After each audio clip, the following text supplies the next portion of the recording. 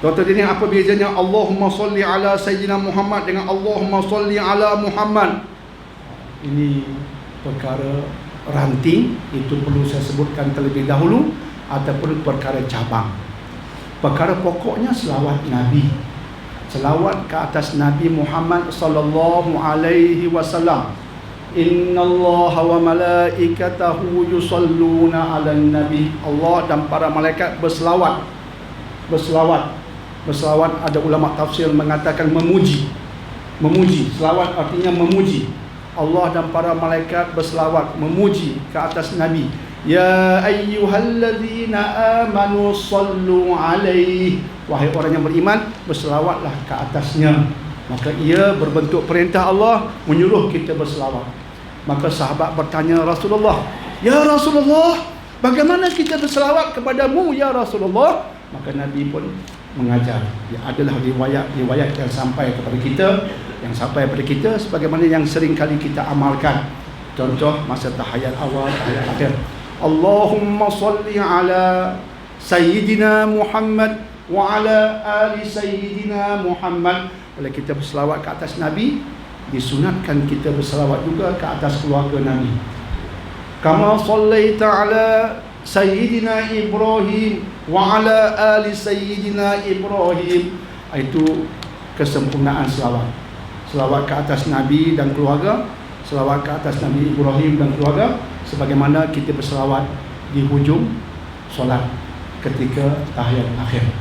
Pertanyaannya tentang tambahan Sayyidina. Bila kita melihat kepada nas yang asal tentang selawat, selawat ini Nabi ajar. Asalnya kita tak tahu berselawat. Asalnya, sebagaimana asalnya kita tak tahu bersolat. Bersolat, Allah kata wa aqimus solah, buatlah solat. Solat bagaimana? Nabi berkata, ikut cara aku bersolat. Jadi kita tak pernah tahu ibadah khusus ini seperti solat, sampai Nabi ajar dan kita buat sebagaimana ajaran Rasulullah. Sama juga dengan selawat. Allah suruh kita berselawat, kita tak tahu berselawat. Nabi ajar kita bagaimana berselawat. Maka kita berselawat mengikut yang Nabi ajar. Yang Nabi ajar tak ada Sayyidina. Nas yang asal tiada Sayyidina. Allahumma salli ala Muhammad wa ala ali Muhammad kama sallaita ala Ibrahim wa ala ali Ibrahim. Itu yang asal. Tiba-tiba di setengah tempat termasuk Malaysia ditambah Sayyidina. Mengapa ditambah Sayyidina? Sebab ada sebahagian ulama rasa kita sebut terus nama Muhammad ini macam tak begitu memuliakan Muhammad. Macam sebut nama kawan kita saja, Muhammad. Padahal dengan raja panggil tuanku, ada panggilan hormat YB, yang berusaha, yang berbahagia, yang berhormat. Dengan manusia kita ada gelaran hormat. Apa salahnya dengan Rasul ada gelaran hormat? Apatah lagi Nabi pernah bersabda, ana sayyidul mursalin, aku sayyid mursalin, aku penghulu. Nabi pernah mengatakan, aku sayyid mursalin, aku penghulu mursalin, penghulu rasul-rasul. Nabi pernah mengatakan baginda sayyid mursalin. Jadi ada ulama ambil sebenarnya itu ditambah Allahumma salli ala Sayyidina Muhammad. Allah selawatkanlah ke atas penghulu kami, Nabi Muhammad. Maka akhirnya dipopular di Malaysia dengan Sayyidina, tapi yang asal tiada. Sebab itu jika ada golongan balik pada hadis yang asal, dia tak mau tambah Sayyidina, jangan kata dia Wahabi. Jangan jadi puak yang tak tahu nak tuduh apa, hantam dengan Wahabi lah. Senang cerita. Aku pun tak tahu dia siapa, mereka pun tak tahu.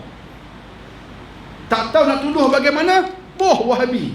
Dia bukan bab Wahabi. Orang yang tak mau tambah Sayyidina bukan sebab ikut Wahabi, sebab ikut hadis Nabi. Beza. Ikut Wahabi dengan hadis Nabi berbeza besar, tuan-tuan dan puan-puan. Ikut Wahabi, tak usah ikutlah Wahabi, tak ada kepentingan nak ikut Wahabi. Ikut hadis Nabi, tak ada Sayyidina. Bagaimana pula Dr. Daniel yang nak Sayyidina? Hadis tak ada Sayyidina, dia tambah Sayyidina. Adakah tempatnya neraka Jahannam khalidina fiha abadah? Dah. Ekstrim kedua, itu khilaf. Sebab dia kata Nabi Sayyid Musallim, Nabi pernah menggelarkan diri baginda begitu. Ambil sepenuh hadis tu, kita tambah bagi Nabi Sayyidina untuk mengatakan baginda yang mulia, penghulu kami, penghulu Rasul-Rasul.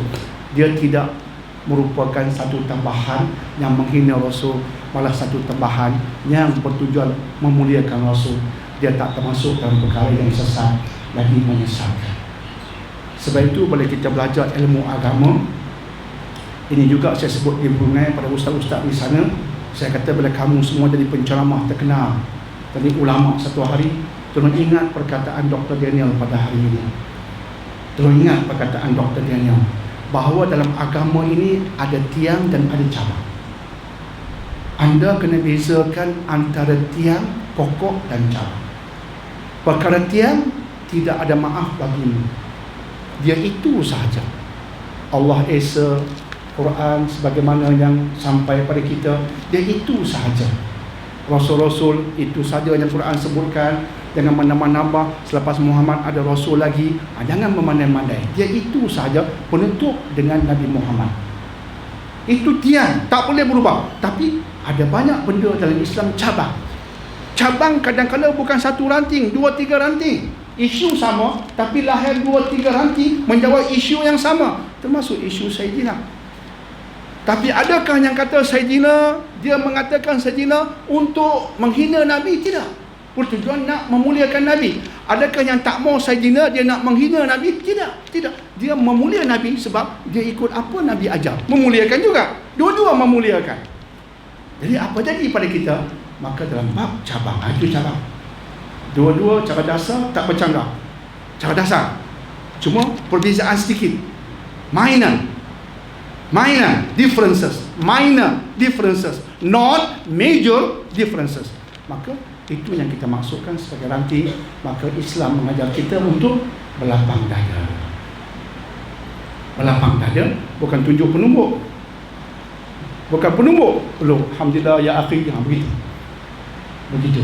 Sebab selawat-selawat itu masih mengikut apa Nabi ajar, cuma nak memuliakan, tambah sikit. Saya cara peribadi suka yang asal. Cara peribadi saya suka yang asal Nabi kata macam mana, saya suka yang Nabi kata pada asalnya macam mana, itu saya suka. Asalkan teks yang asal tak lari. Tapi bila tambah pula, kita silap pula hari ni duk selawat perdana. Wah. Selawat perdana. Apa selawatnya? Selawatnya ada juga tak hujung. Yang lain tu Nabi tak ajar. Ya hanana, Nabi tak ajar. Inilah selawat perdana, ya hanana. Tak pernah aku dengar hanana ni. Jadi itu bukan selawat perdana, itu bukan selawat. Itu mungkin nasyid.